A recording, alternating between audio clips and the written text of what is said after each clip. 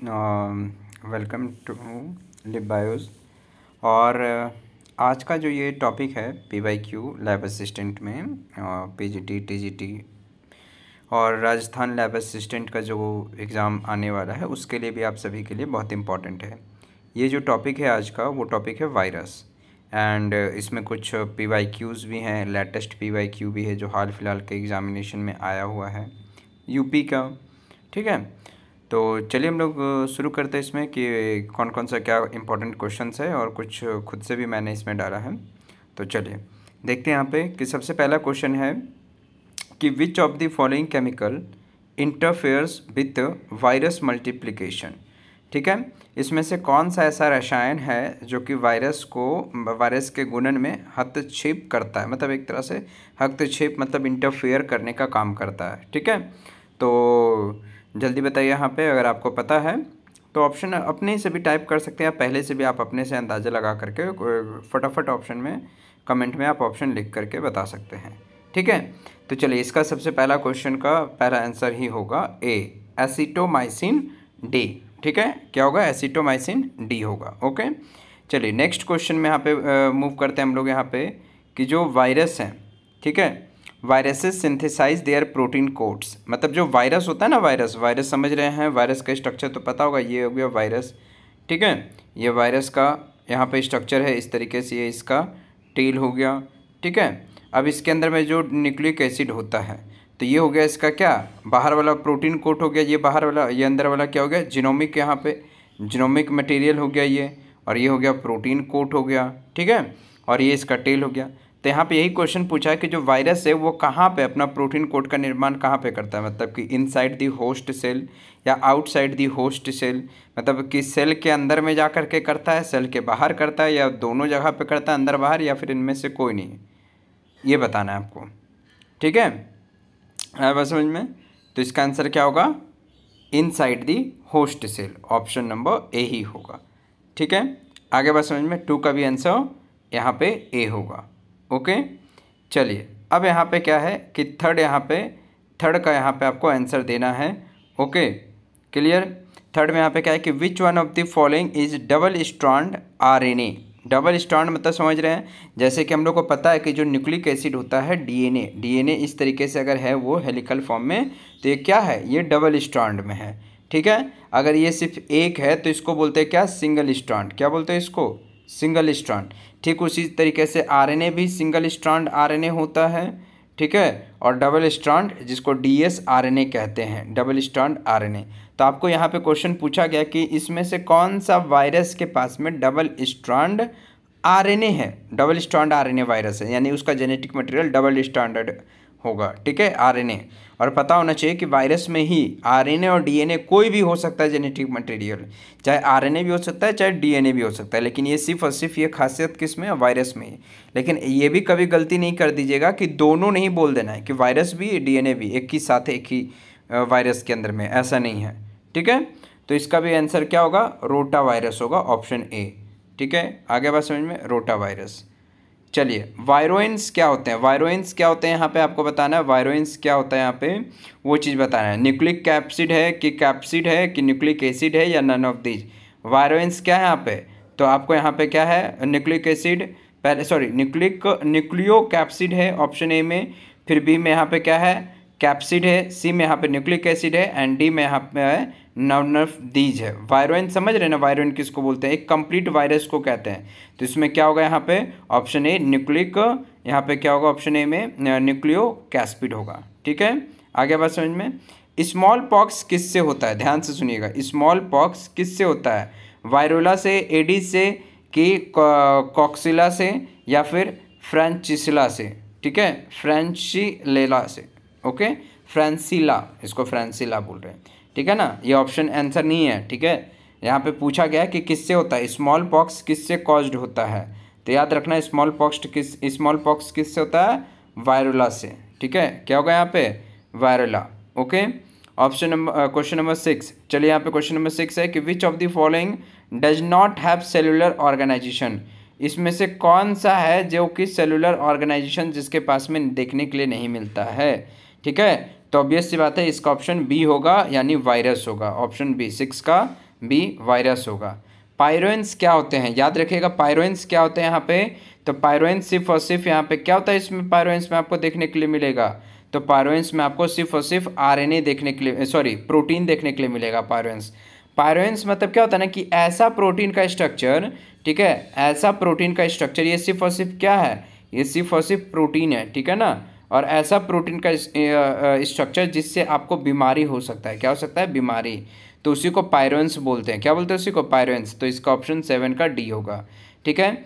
Next question, question number 8 में, विच of the following virus genome is also called mini chromosome, इसमें से कौन सा ऐसा वायरस का जीनोम है, ठीक है, जिसको हम लोग मिनी क्रोमोसोम के नाम से भी जानते हैं। कौन होगा यहाँ पे मिनी क्रोमोसोम, तो SV40, ठीक है, क्या होगा यहाँ पे SV40, 8 का C, SV40, ठीक है ना।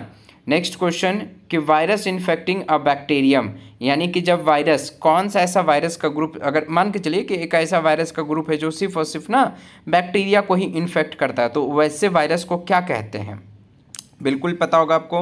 वैसे वायरस को हम लोग बैक्टीरियोफेज कहते हैं, यानी जीवाणु भोजी, ठीक है, वो भोजी वाला भोजी नहीं समझिएगा, भोजी, भोजी मतलब खाने वाला, जीवाणु भोजी बोलते हैं इसको, ठीक है ना, बैक्टीरियोफेज कहते हैं इसको।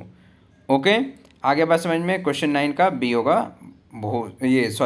बैक्टीरियोफेज। ओके, चलिए अब यहाँ पे आते हैं क्वेश्चन नंबर 10। क्वेश्चन नंबर 10 में है कि cyanophage bacteria is a virus that attack, ये वाला जो वायरस का प्रजाति है, यानी कि साइनोफेज वायरस किस पे अटैक करता है, आपको बताना है, फंगी पे कि बैक्टीरिया पे कि ब्लू ग्रीन एल्गी पे कि निमाटोड्स पे। अगर आप अच्छे से पढ़े होंगे ना बैक्टीरिया वाला टॉपिक, तो समझ में आ रहा होगा कि ब्लू ग्रीन एल्गी को ही हम लोग कहते हैं क्या, साइनो बैक्टीरिया। तो इसीलिए ऑब्वियस सी बात है कि साइनोफेज वायरस किस पे अटैक करेगा, तो no doubt blue green algae पे ही करेगा, ठीक है। तो 10th का आंसर सी हो गया।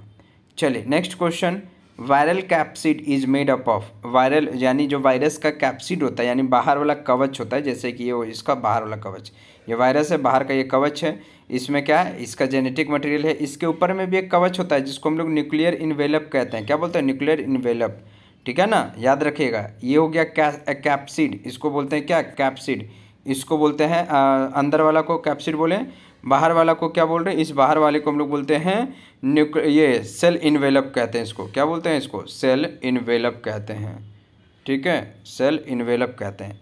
आगे बात समझ में। तो चलिए इसका आंसर क्या होगा, कैप्सिड किससे बना होता है, प्रोटीन से, किससे, प्रोटीन से।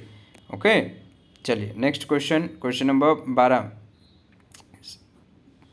क्वेश्चन नंबर 12 में क्या है कि bacteriophage contain and enzymes, bacteriophage जो है यानी कि जो वायरस को इन्फेक्ट करने वाला वायरस होता है, बैक्टीरिया को, सॉरी, ऐसा वायरस जो बैक्टीरिया को इन्फेक्ट कर रहा है, उसके पास में कौन सा एंजाइम होता है, तो उसके पास में लाइसोसोम होता है। कौन सा, लाइसोसोम होता है, ठीक है, लाइसोसोम याद रखिएगा। हेलिकल कॉन्ट्रैक्टाइल शीथ किस में आपको देखने मिलेगा, हेलिकल मतलब घुमावदार, ऐसे घुमावदार शीथ आपको किस में देखने मिलेगा, शीथ मतलब समझ रहे हैं ना, उसके बाहर वाला कवरिंग का बात कर रहे हैं, किसका, बाहर वाला कवरिंग का, नहीं समझे तो यहाँ पे देखिए ऐसे ये यहाँ पे क्या है कि इस तरह से यहाँ पे ये वायरस बना रहे हैं, ये वायरस हो गया, वायरस का कैप्सिड है, यहाँ पे ये नीचे में इसका ऐसे ये हेलिकल शीथ होता है यही, और फिर यहाँ पे ये इस तरह से टेल इसमें कनेक्टेड होते हैं ऐसे।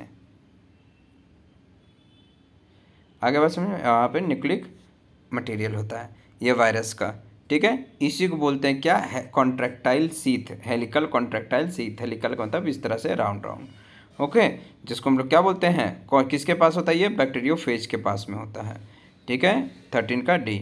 चलिए वायरोइड्स क्या होते हैं, वायरोइड्स बताइए, वायरोइड्स क्या होते हैं यहाँ पे, तो वायरोइड्स आपको याद होना चाहिए, वायरोइड्स यहाँ पे क्या है, ये इन्फेक्टियस न्यूक्लिक एसिड, ध्यान से सुनिए, वायरस के पास में कैप्सिड भी होगा, उसके पास में न्यूक्लियर ये सेल इन्वेलप भी होगा, लेकिन वायरोइड्स के पास में ना सिर्फ और सिर्फ आरएनए होगा। क्या होगा, सिर्फ और सिर्फ आरएनए, यानी न्यूक्लिक एसिड होगा। कैसा nucleic acid, infectious nucleic acid.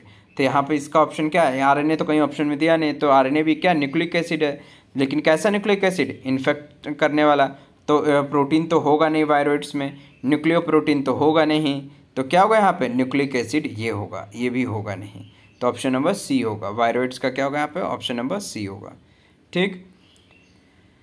15 में इंजाइम्स आर एब्सेंट, इंजाइम्स किस में एब्सेंट होता है? देखिए स्लाइम मोल्ड्स में भी इंजाइम होता है जो कि सड़ाने गलाने के लिए वो इंजाइम क्या करता है, खाना पे रिलीज करता है, लेकिन इसका मतलब स्लाइम मोल्ड्स किस में आता है, बैक्टीरिया में आता है, तो बैक्टीरिया में तो इंजाइम्स होगा ही, तो यानी इसमें भी इंजाइम होगा, बैक्टीरिया में भी, स्लाइम मोल्ड्स में भी, फंगी में भी होता है, ठीक है ये चीज़, सॉरी स्लाइम मोल्ड्स फंगी में आता है, बैक्टीरिया में नहीं, स्लाइम मोल्ड्स किस में आता है, फंगी में आता है, ओके, ये चीज़ किस में आता है, फंगी में, बैक्टीरिया में भी होता है इंजाइम्स, फिर ठीक, और ऑब्वियस बात है कि स्लाइम मोल्ड्स में अगर है इंजाइम तो फंगी में भी होगा, लेकिन सिर्फ और सिर्फ इंजाइम किस में नहीं होता, वायरस में नहीं होता, ये ऑप्शन होगा आपका वायरस, ठीक है। एक और चीज़ इन जनरल याद रखिएगा, इन जनरल इंजाइम्स किस में नहीं होता है, वायरस में, अदरवाइज इंजाइम्स वायरस में भी होते हैं कुछ कुछ में, ठीक है, बहुत ही एक्सेप्शन होते हैं, लेकिन अधिकतर में आपको जनरल याद रखिएगा वायरस में इंजाइम्स नहीं होते हैं, ओके।